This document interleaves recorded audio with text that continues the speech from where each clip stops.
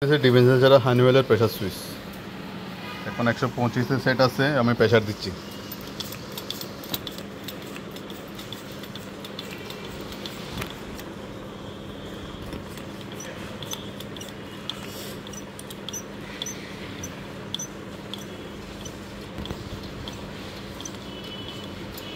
এই যে 9 কেজি জুতোটার সাথে সাথে কেটে গেছে।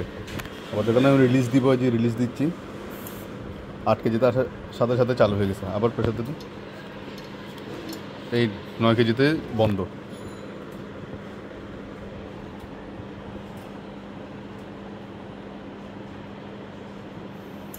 এই 8 কেজিতে চালু, বন্ধ, রিলিজ দে, এই চালু, আরেকবার দে, রিলিজ, রিলিজ, ওকে।